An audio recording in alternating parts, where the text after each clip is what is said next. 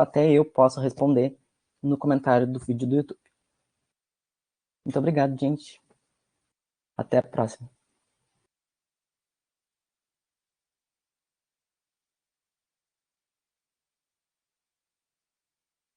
Boa noite, pessoal. Como é que estão nessa sexta aí? Nosso encontro literário de sexta, de costume.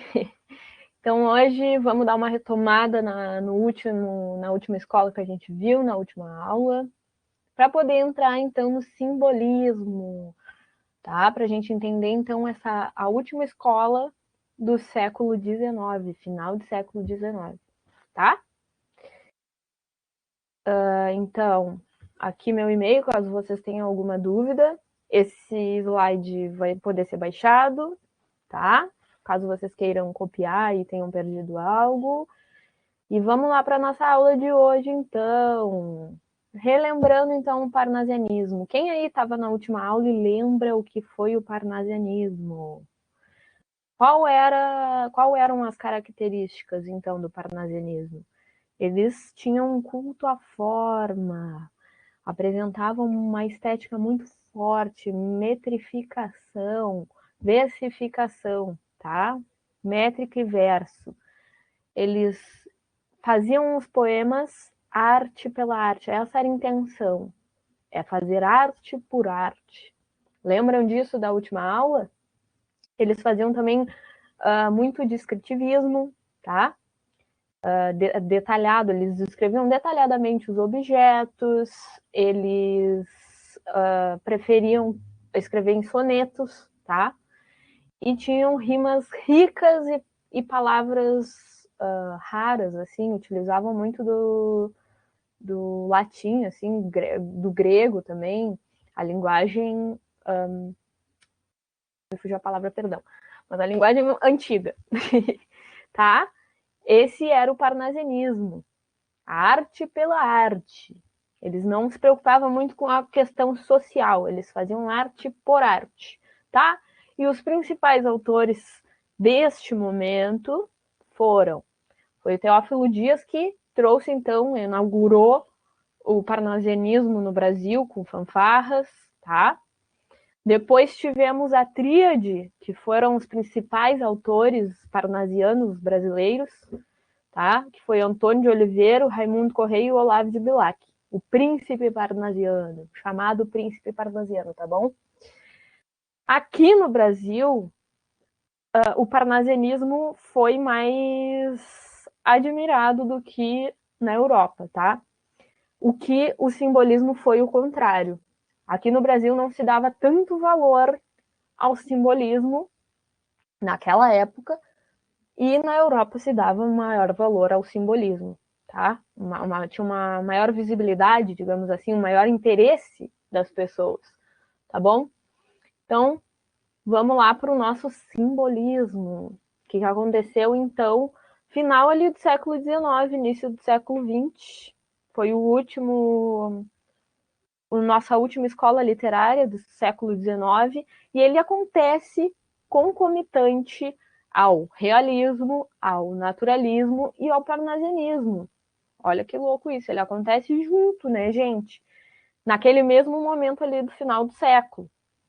E o que agora eu quero uma interação aqui comigo. O que pode ser o simbolismo? O que lembra esta palavra a vocês? Simbolismo, né? Um símbolo. O que é simbólico? Isso diz muito sobre essa escola. Simbolismo, o que é simbólico? Coisas simbólicas, uma cruz, né? Uma representação de algo que significa algo. Então, essa é a vibe dessa escola. Coisas simbólicas, tá? O nome sempre dá uma diquinha top.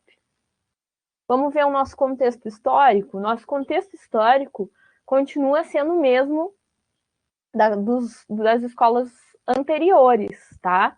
Por quê?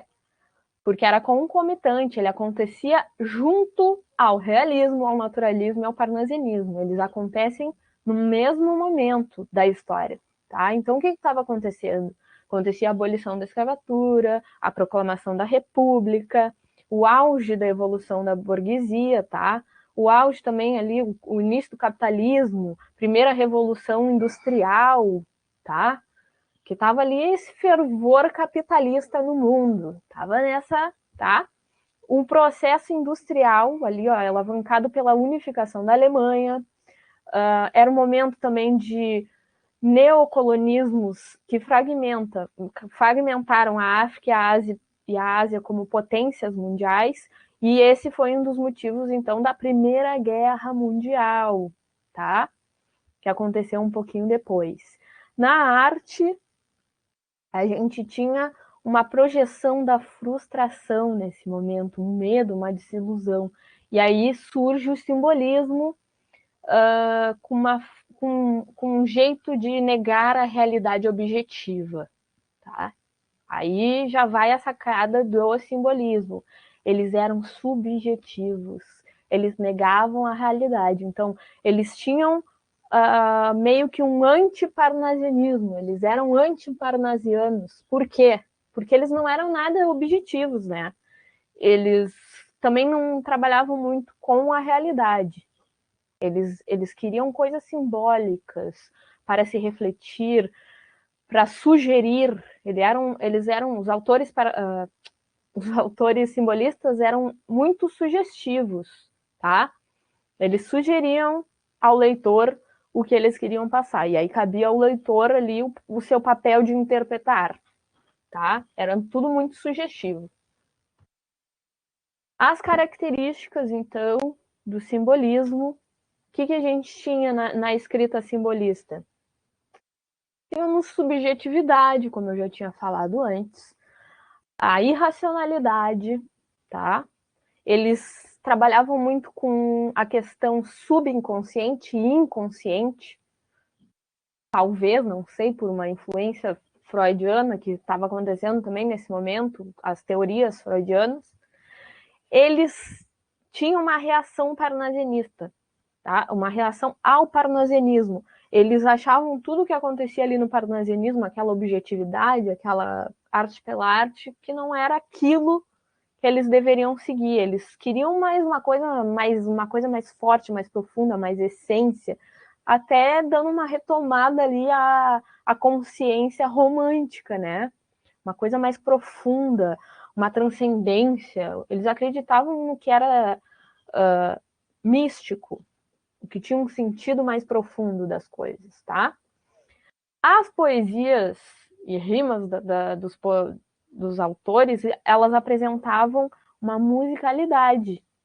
A maioria delas apresentava uma musicalidade através das figuras de linguagem, tá? Quais figuras de linguagem? A sonância, a literação. Eles usavam muito também sinestesia, que é o quê? Eles misturarem os nossos sentidos, o olfato, o paladar, tá? Isso aparecia nas poesias simbolistas. E eles tinham uma oposição aí à objetividade, perdão. Eles usavam a subjetividade e trabalhavam muito com sugestão. Eram poesias sugestivas, tá bom? Que temas, então, usavam os simbólicos nas suas poesias? Temas místicos, intuitivos, descartando a razão, né? Muito contrário ali a um movimento parnasiano. Então, simbolismo e parnasianismo são contrários na ideia, na ideologia, na sua ideologia, tá? Eles eram subjetivos, tinham temas sensuais e imaginários. Agora vamos dar uma olhada, então, nos autores, os principais autores, né? Que tinham destaque nesse momento. Na literatura internacional, então, só vou dar uma passada bem rápida, não vou aprofundar neles para a gente focar no Brasil, tá? Literatura brasileira. Então, Charles Baudelaire, autor da obra As Flores do Mal, de 1857, tá? Que foi o marco que iniciou o simbolismo literário, tá? O simbolismo iniciou na Europa em 1860 ou 1857, né, com Charles Baudelaire. Foi onde começou esse pensamento simbolista, só que aqui no Brasil chegou só em 1892, tá? Foi o final mesmo do século e concomitante aquelas outras escolas que a gente viu anteriormente, tá? Outro autor importante para a gente conhecer, saber um nomezinho, peço que vocês pesquisem depois, deem uma olhadinha que é importante. Eugênio de Castro, tá? Esse era um português. O Camilo Peçanha, eu acho que é um dos principais simbolistas dos portugueses. O Arthur Rimbaud, difícil falar esses sobrenomes, né? Esse era francês, tá? O Stéphane Mallarmé, esse é francês também, era um crítico literário, tradutor, poeta. E o Paul Verlaine, poeta francês também. Então, o simbolismo ele estava muito dividido entre a França e Portugal, esse movimento, tá? Lembrando que o simbolismo iniciou lá em 1860, muito antes, 1857, muito antes do que iniciou aqui no Brasil. Veio para o Brasil com o Cruz e Souza, tá? Aqui, ó, o Cruz e Souza. Quem é esse cara? Ele era um filho de ex-escravos, tá? Ele foi adotado pelos donos dos escravos dos pais dele. Então, ele teve uma vida com uma melhor qualidade, tá? Ele teve a oportunidade de estudar, ele tinha um apreço muito grande pelas artes e principalmente literárias, e se tornou, então, escritor. E ele sempre foi muito estudioso, né? Ele morava em Floripa, que antes tinha outro nome, agora é Florianópolis, mas antes era outro nome. E ele passou lá num concurso para ser promotor em Florianópolis. Ou em Laguna, eu acho. Em Laguna, que agora, recentemente, é Laguna, só que antes era outro nome, essa cidade. E aí, não deixaram o cara exercer o cargo dele, sabe por quê? Porque ele era negro. Então, ele sentiu o preconceito muito forte e não deixaram ele exercer o cargo dele porque era negro. Que absurdo, né, gente? Então, muito do que é falado nas obras dele refletem nesse momento que ele viveu e em vários outros, que ele sofreu preconceito racial, tá? Isso é uma das características apresentadas na obra dele, tá? Então, tomar cuidado para esses temas que são trabalhados nas obras do Cruz e Souza. Quais são as principais obras? Ele, com Broquês e Missal, ele iniciou, então, o simbolismo brasileiro, tá? Lá em 1893, 1800, por aí, 1893, tá? E logo depois ele continuou com as obras Evocações, em 1898, Faróis, já no século XX, ali, início do século XX, e Últimos Sonetos, tá? Quais são as características, então, do Cruz e Souza? Aliterações, que é aquilo que eu havia dito antes, a figura de linguagem. O que é a aliteração? É a repetição de consoantes na poesia, tá? Isso aparece muito em todos os autores simbolistas, para gerar uma musicalidade na poesia, tá? E a assonância, o que é a assonância? A repetição das vogais dentro da poesia. Isso aparece muito a literação e a assonância numa mesma poesia. Agora a gente vai dar uma olhadinha em umas poesiazinhas para observar isso. O Cruz e Souza tinha uma obsessão pela cor branca. Isso aparece muito também nas poesias dele, tá? Ele tem obras em prosa também. Ele trabalhava muito a questão da espiritualidade, a condição humana, então ele tinha um olhar mais social. Ele trabalhava também com metáforas, tinha um poder muito sugestivo, assim, aquilo que é a característica mesmo dessa escola. Ele era muito sugestivo nas suas ideias, ele Ele não largava com objetividade o que ele queria dizer, ele sugeria para que se interprete, tá? Então, ele chega rompendo com o rigor parnasiano da métrica, aquela coisa ali metrificada da escola parnasiana, ele acaba com isso, com a literação, com a assonância, propondo uma musicalidade, não tem isso de um rigor. Ele chega quebrando isso, tá? E ressonâncias internas. Esse é o Cruz e Souza, tá? O final da vida dele também foi bem triste. Ele perdeu quase toda a família, a mulher e filhos, com tuberculose. E isso deixou ele muito mal. Ele sofreu muito. Ele foi um autor que sofreu muito. Ele sofreu preconceito racial. Ele acabou falecendo também de... Acabei de falar.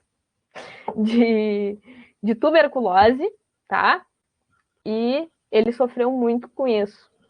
E isso também aparece um pouco na obra dele, quando a família está doente e acaba morrendo, tá bom? Vamos dar uma olhada, então, num trechinho do nosso Cruz e Souza, Violões que Choram. Já vamos ver a musicalidade aí do cara, tá? Vamos ler comigo, por favor, senão eu fico triste lendo sozinha. Ah, eu sou melancólica, eu fico muito triste lendo sozinha. E sou meio cegueta. Vamos lá, então. Violões que choram. Ah, ó, lembrando aqui que esse A e esse ponto de exclamação, esse ponto de exclamação também é uma característica da poesia simbolista, tá? Eles também têm outra característica na poesia que às vezes os vestibulares eles pedem para te identificar a poesia, que estilo que é, tá? Não o Enem, mas outros vestibulares.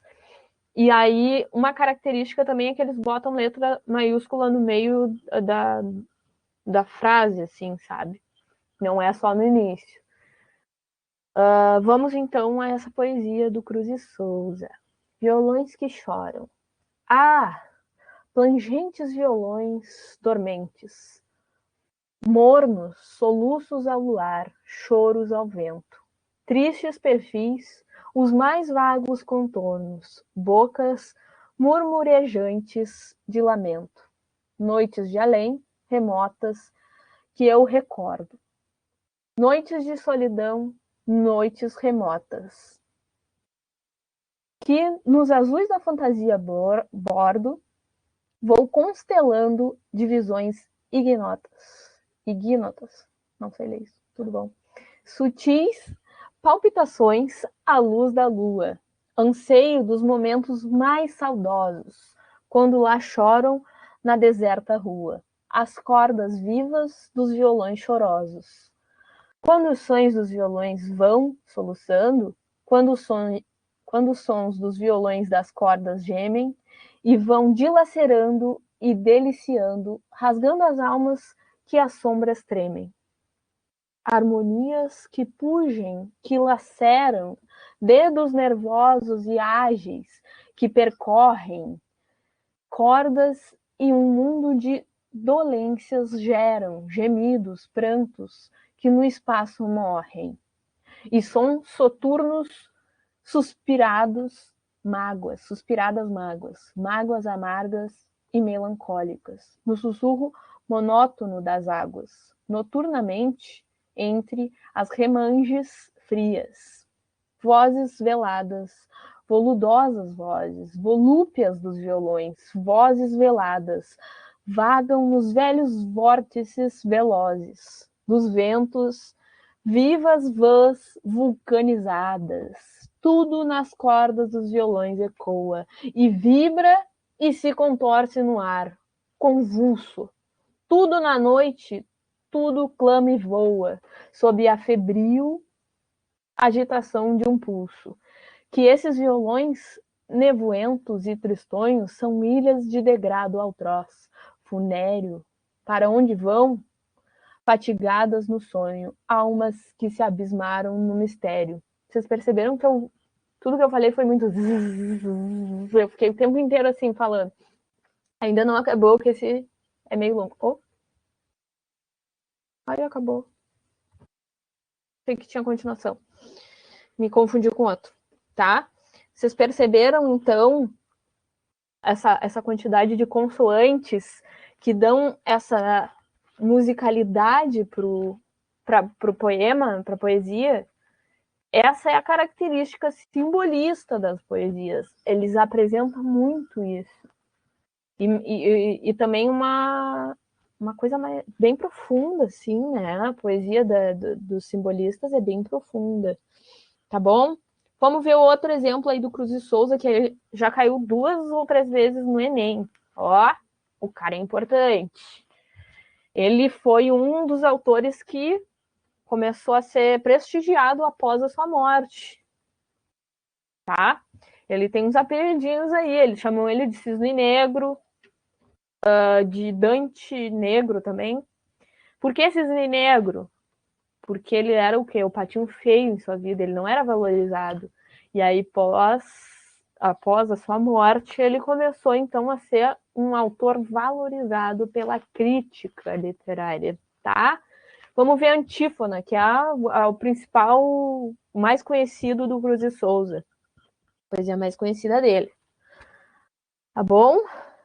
Vamos lá, então. Lendo comigo, por favor. Antífona.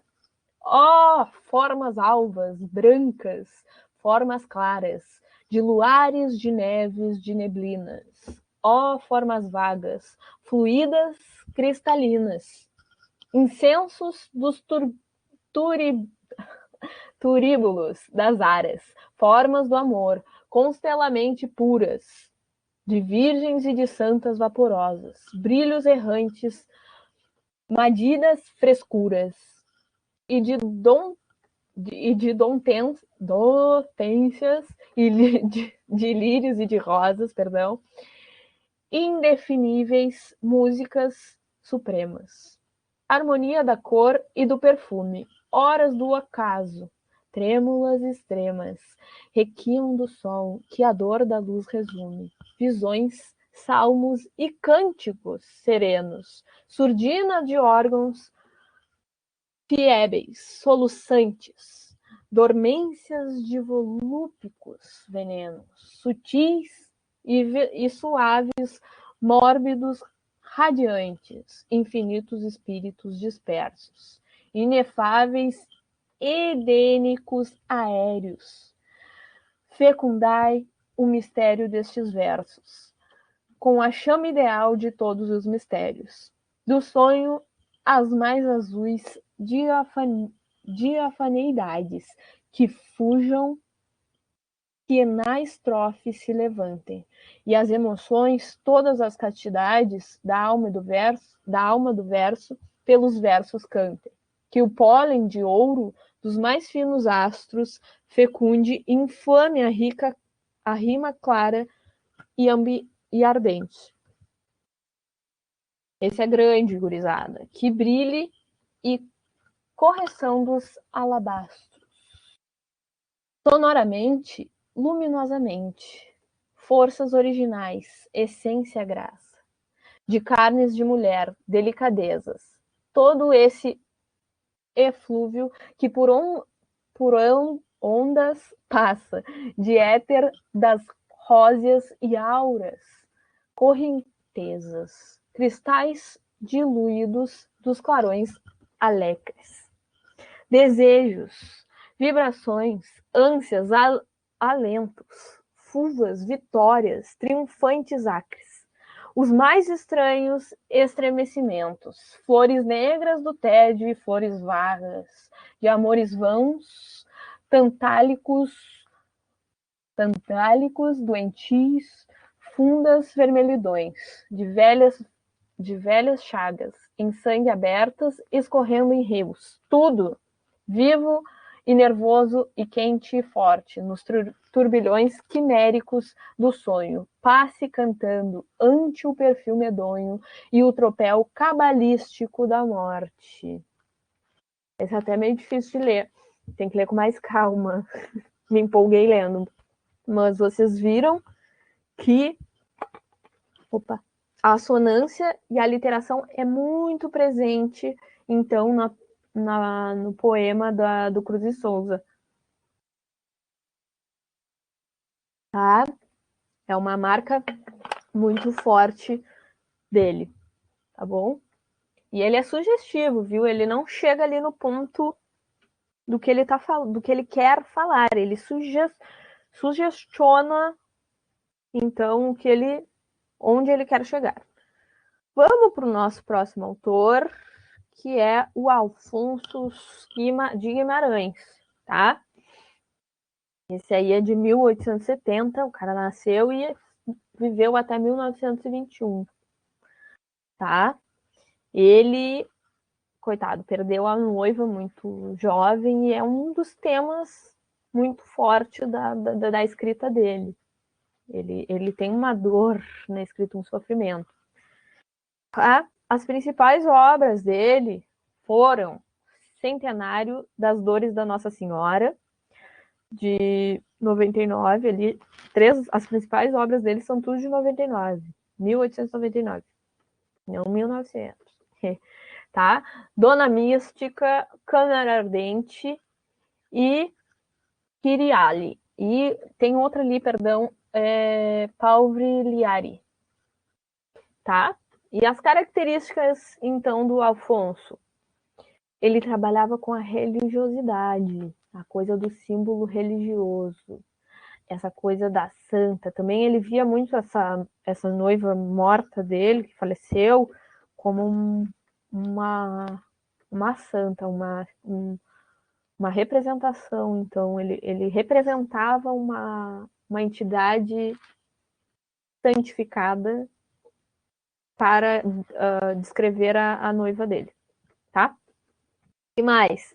Aparecia muito a dor na poesia dele. Ele trabalhava também com paisagens, tá? E ele tinha muita musicalidade nos poemas dele. Apresenta a musicalidade ali como que nem o Cruz e Souza, que aparece a literação e a assonância e acaba criando uma musicalidade naquela poesia, tá? Vamos ver essa aqui, Ismália, é um dos mais conhecidos, então, do Afonso Guimarães.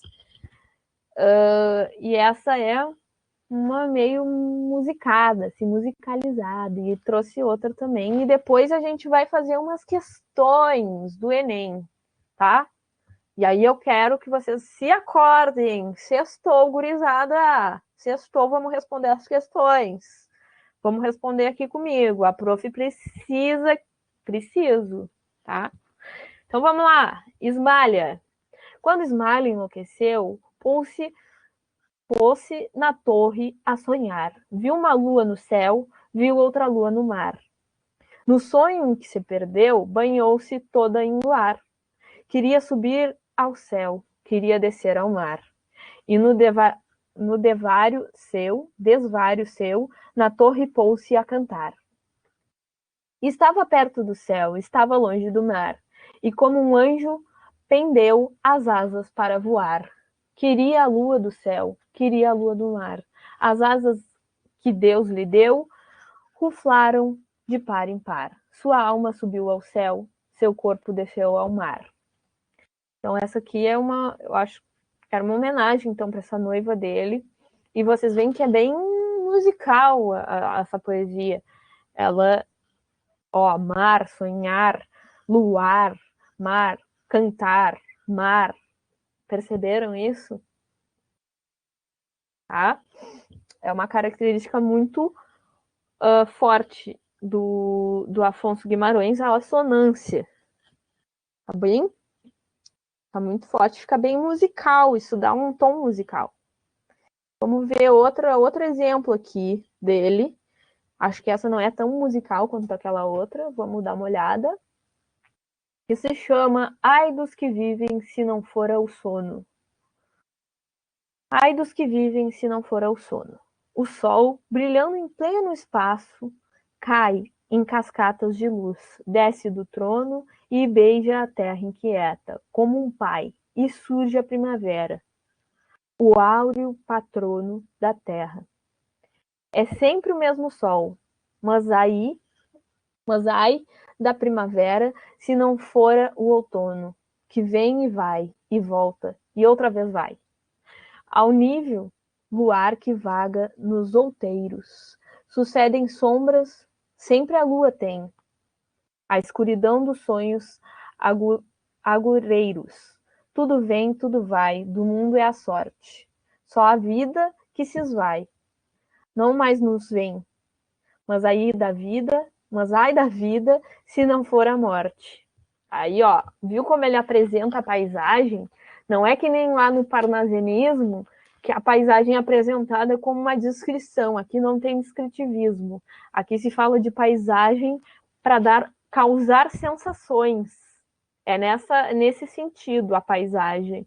É uma paisagem, ó, primavera. A gente tem uma sensação quando a gente pensa em primavera, quando pensa em outono.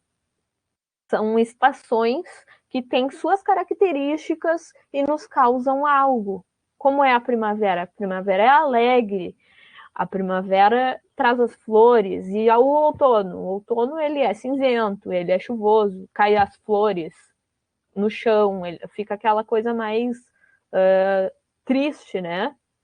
E ele, com esse balanço de vai e vem, ele expressa o quê? Mas ai da vida no final, a conclusão, né? Mas ai da vida se não for a morte.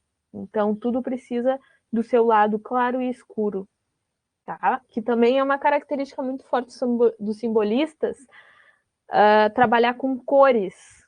Como cada cor tem seu significado, eles trabalham muito com isso, tá? O branco, a paz, o vermelho é uma coisa mais erótica, tá? Isso é uma característica muito forte. E vamos para as nossas questões do Enem. Vamos acordar?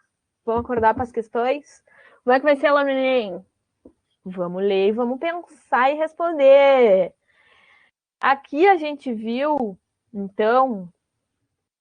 Ai, acabou ficando para baixo ali, acho que não dá. Vocês estão enxergando todo o poema? Toda a poesia aqui?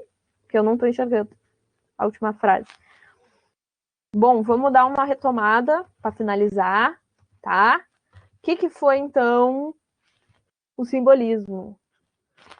Simbolismo foi uma escola literária que trouxe um pensamento mais subjetivo. Naquele momento ali que estava acontecendo o realismo, eles eram contrários ao realismo, ao parnasianismo, também o naturalismo, tá? E eles trouxeram um movimento contrário, meio que retomando o romantismo, não necessariamente retomar, tá? Todos os ideais, mas algumas características, trouxeram miticismo, tá? Musicalidade para as palavras, trabalhavam com subconsciente e inconsciente, e foi sim uma reação ao parnasianismo, tá bom? E trabalhavam com muita sugestão, oposicionando a objetividade. Não era objetivo, era subjetivo. Então, simbolismo subjetivo, tudo que é simbólico, tudo que é místico, tudo que tem um sentido mais profundo pra gente, tá? Essas são as poesias simbolistas. Vamos para as questões e vamos interpretar aqui, tá? Que é recorrente no Enem. Então, vamos lá. Essa questão aqui do Enem, acho que é de 2011, essa. Eu me esqueci de botar a data, desculpem. Foi, então, uma poesia do Cruz de Souza, chamada Cárcere das Almas, tá? E eu não estou conseguindo enxergar, preciso que vocês me falem se estão enxergando inteira, porque está cortada para mim. Bom, eu vou abrir aqui para ler completa para vocês a questão, porque eu não estou conseguindo enxergar ela inteira aí no nosso slide, tá? Tá espelhando cortado. A última linha não aparece. Pois é, não tá aparecendo. Eu vou Que coisa, não apareceu, porque eu acho que tem esse... Acaba diminuindo aqui, eu vou tentar... Peraí. Ai, não vai dar. Ficou cortadão mesmo. Que pecado. Bom, eu vou ler. Obrigado, gurias, por avisar. Eu vou abrir aqui o slide no meu Drive e vou ler para nós. Se vocês quiserem, eu mando aqui no Drive. E aí vocês acompanham. Mas é só uma frase, né? Vou até colar a frase aqui.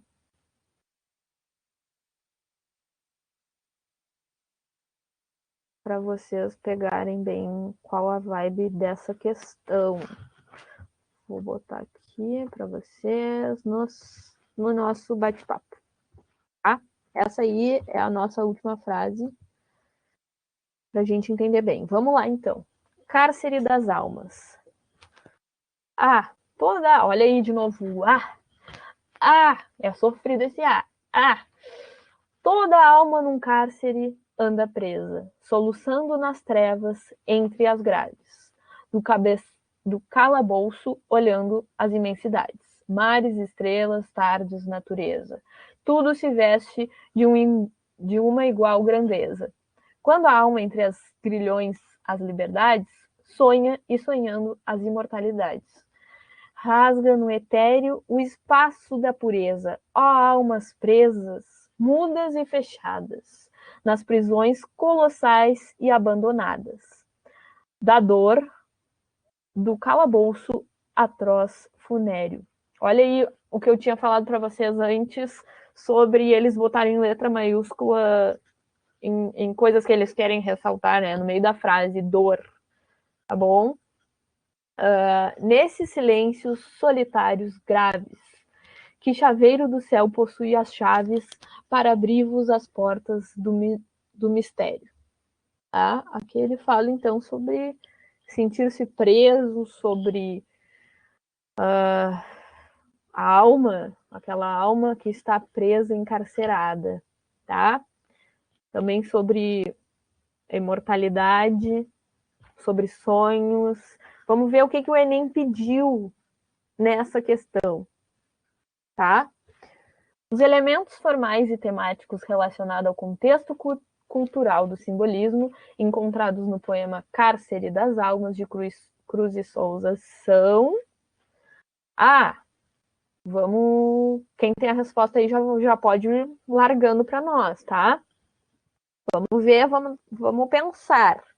A opção pela abordagem em linguagem simples e direta de temas filosóficos. B, a prevalência do lirismo amoroso e intimista em relação à temática nacionalista.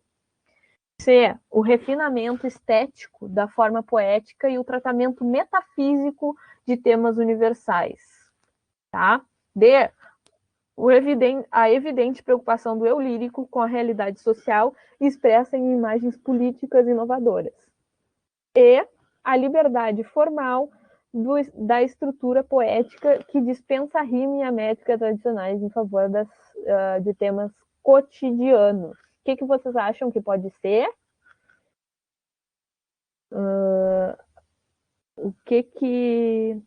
Qual é, então, os elementos formais e temáticos relacionados ao contexto cultural do simbolismo? O que é? O que é o contexto cultural do simbolismo? O que retrata o simbolismo? Como é que o simbolismo se comporta na sua poesia? Hein? Uma linguagem simples e direta de temas filosóficos? A prevalência do lirismo amoroso? Não, essa aqui já podemos descartar, tá? Intimista em relação à temática nacionalista. Não era uma temática nacionalista, né? Não tínhamos no simbolismo. Então já vamos descartar a B. O refinamento estético da forma poética e o tratamento metafísico de temas universais. Essa aqui, o que vocês acharam? Quero saber qual vocês botariam aí no Enem. Qual é a resposta que vocês botariam no Enem? Querem que eu volte para a poesia para lerem? Não entenderam alguma parte? Quero saber. Vou criar uma enquete. Vocês estão quietinhos hoje? Tá. Vamos ver, então. Vou esperar vocês terminarem de responder a nossa questão do Enem. Vou deixar vocês lendo. Ó, que tá cortado, me perdoem. Foi um erro meu. Mas então, o que é? O que é a característica do contexto, que é forma e tema relacionada ao simbolismo, ao contexto cultural do simbolismo aqui nas nossas opções. As gurias aqui, Karina e Luísa, responderam legal. É um ótimo palpite. É isso, então, que vocês botariam no Enem.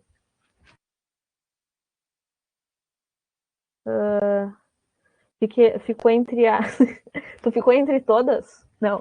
Ficou entre a C e a D?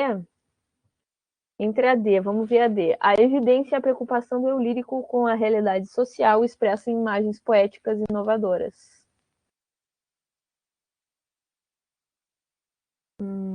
Tá. Vamos comparar, então, as duas. O refinamento estético da forma poética e o tratamento metafísico de temas universais.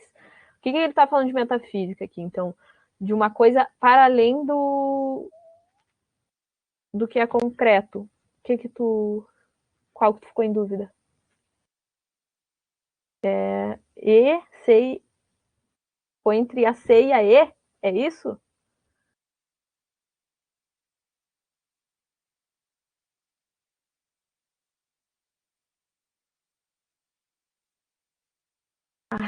Tá.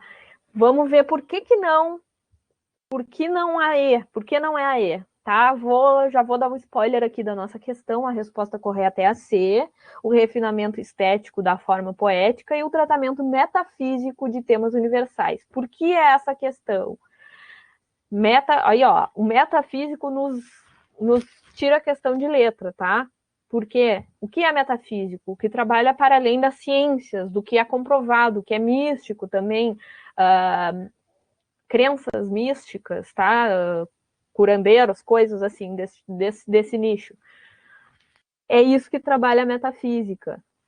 São ciências metafísicas, tá? Então, essa estética poética, que é relacionada ao simbolismo, é um tratamento metafísico de temas universais. Por que não seria a liberdade formal da estrutura poética que dispensa a rima tradicional em favor de temas cotidianos? Porque eles não trabalham apenas com temas cotidianos. Na verdade, eles trabalham com questões místicas,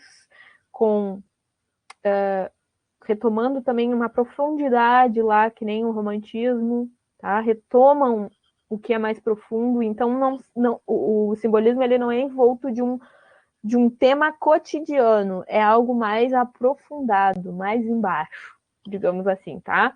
Então, a dica que eu sempre dou para vocês e que eu vou dar de novo é: vamos eliminando as questões.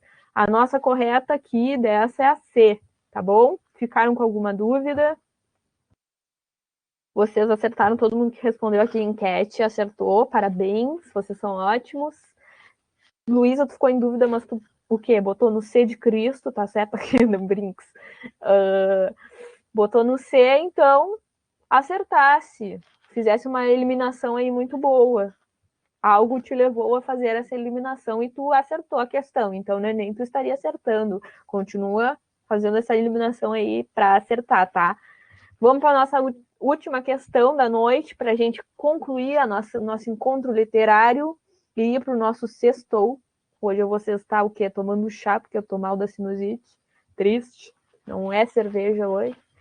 E de novo ficou cortado. Espera aí que eu vou pegar o resto da questão da frase. Um minuto, me perdoe. Um minuto. Eu acho que no slide, quando vocês baixam, tá certinho, mas eu não consigo ver nem vocês. Tem que começar a fazer menorzinho esse slide. É que eu sou cegueta, né? Eis o problema. Sua ceguetinha.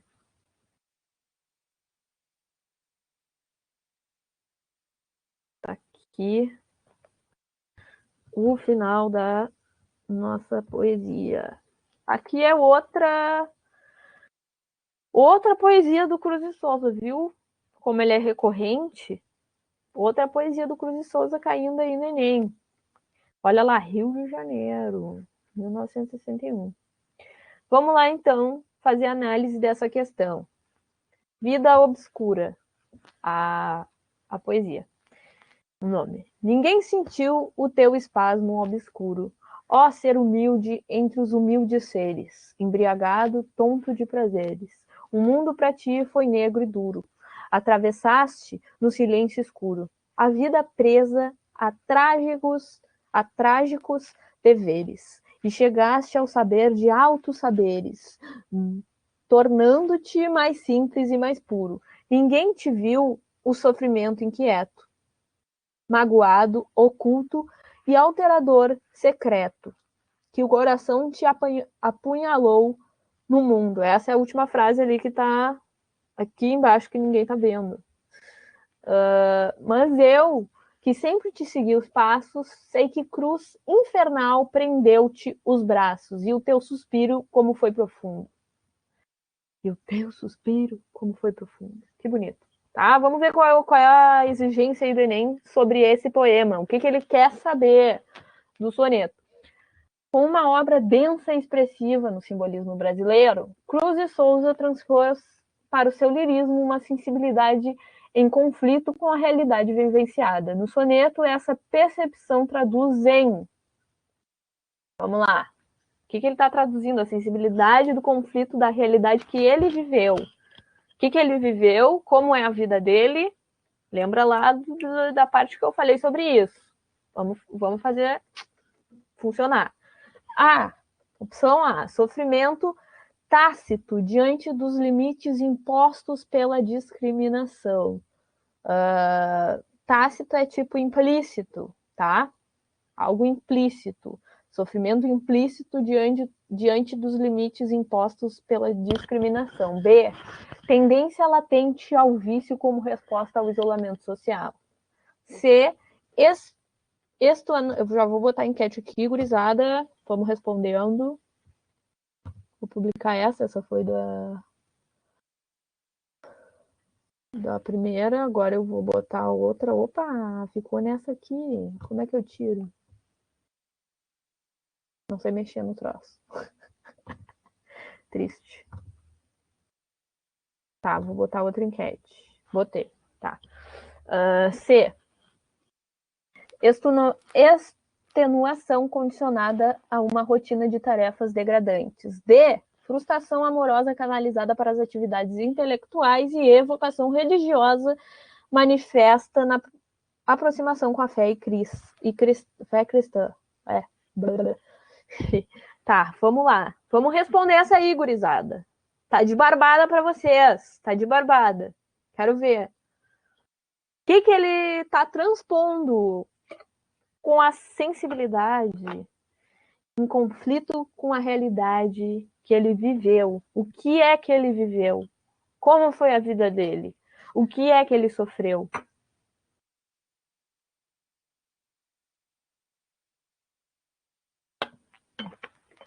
O que o Cruz e Souza sofreu? Ele era um cara o quê? Negro, né? Que sofreu muito preconceito racial. É uma coisa que a gente precisa ficar ligada.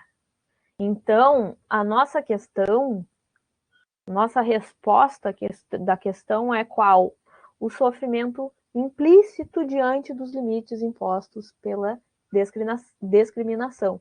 Ele nunca falava ali sobre o preconceito explicitamente. Era sempre uma coisa muito sugestiva, tá? Então, por isso, o sofrimento implícito com aquilo que ele viveu. Ele denunciava, sim, isso se dá para perceber, como naquela poesia Cárcere das Almas, Vida Obscura, ele trata a questão, mas ele não é objetivo com a questão, ele não denuncia assim, é isso que estou denunciando e falando, ele deixa para o leitor interpretar, tá? Então, nossa resposta da última questão aqui é sofrimento tácito diante dos limites impostos pela discriminação. Então, de uma forma implícita, ele trabalha essa questão racial. Então, a gente sempre precisa conhecer a obra e o autor. É importante, né? Em alguns casos, em algumas questões, a gente entender quem é o autor e como foi a obra dele, porque muito do que o autor viveu está na sua obra. Então, por exemplo, nessa questão aqui, se a gente não soubesse que ele viveu um preconceito, que ele teve uma vida sofrida, enfim, a gente não saberia essa questão. Então, vamos tomar cuidado aí com autor e obra e sempre tomando cuidado com o que a gente vai eliminar nas nossas questões, tá? Ficou alguma dúvida? Quero saber se ficou alguma dúvida das questões do Cruz e Souza, do Afonso de Guimarães. Quero saber se vocês querem saber algo. Então, vamos retomar para concluir forte o troço.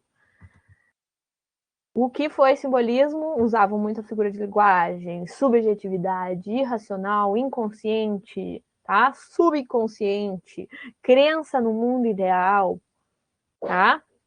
Crença nos misticismos, eles transcendiam, tá? E tinha muita... Quando aparece musicalidade, pode analisar ali se a questão estiver pedindo algo do tipo, é simbolismo, tá? No mais, era isso, nossa aulinha de hoje, bem suave para o simbolismo, nossa última escola do século XIX, agora a gente entra na fase moderna, que é uma delícia. Vamos para pré-modernismo na próxima aula, tá? Depois modernismo, e aí vamos adiante. Se ficou alguma dúvida, chama nós, que a gente está aí para tudo. A aulinha vai estar disponível daqui uns dias no nosso canal do YouTube, Desafio Pré-Universitário Popular. Segue a gente lá no Insta, tá? Desafio Pré-Universitário Popular. A gente tem um Twitter, Desafio Pré, desculpa. E lá no Face também a gente divulga os links das aulas. Adiciona a gente lá, curte a página. E era isso, gurizada. Uma boa noite, tá? Uma boa sexta, sextou. E vamos ficar em casa, se proteger. O coronavírus tá brabo, né, gurias? Tá brabo. E espero que fiquem bem, espero que tenham aproveitado esse tempo. Gostei muito de dividir esse tempo com vocês. É sempre um prazer. Um grande beijo, um grande abraço, tá? Merece, Karina. Merece, tá? Um beijão. Pode parar de gravar, Debrinha.